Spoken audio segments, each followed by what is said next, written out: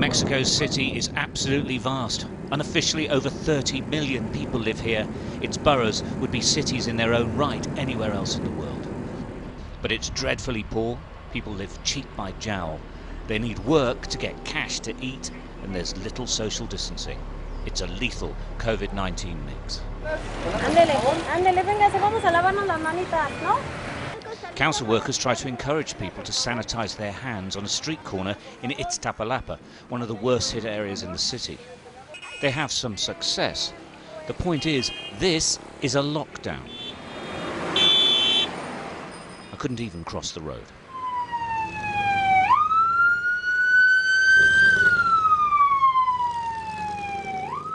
Despite government denials, the medical profession here says the disease is spreading out of control.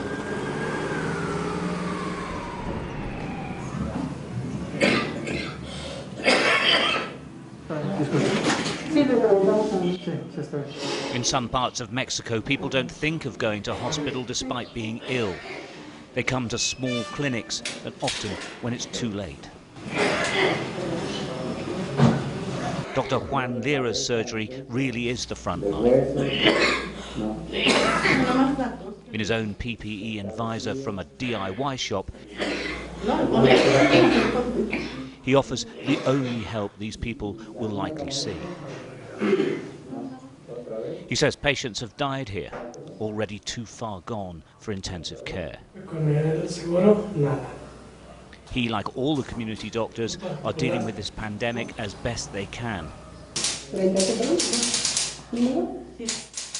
He says he's scared, but he's no choice but to keep working.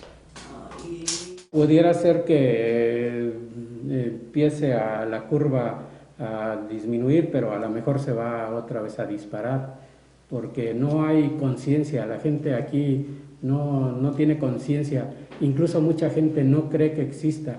Aquí los pacientes que vienen y yo les digo, probable COVID, no, eso no existe, no, eso es del gobierno.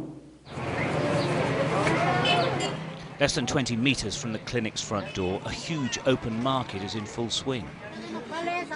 People aren't taking the virus seriously, and there's a social stigma to being infected, so people don't admit it anyway. This stall owner says he knows of 20 market traders in this one market who have died. Ignorance and denial are a dangerous mix. No, mucha gente no lo entiende todavía. Está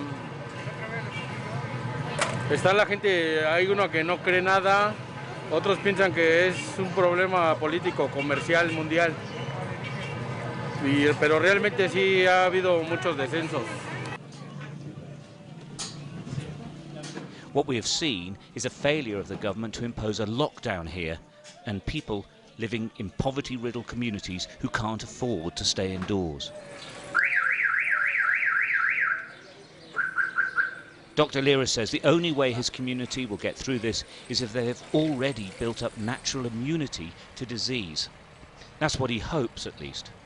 But that's not a lot to go on. Stuart Ramsey, Sky News, Mexico City.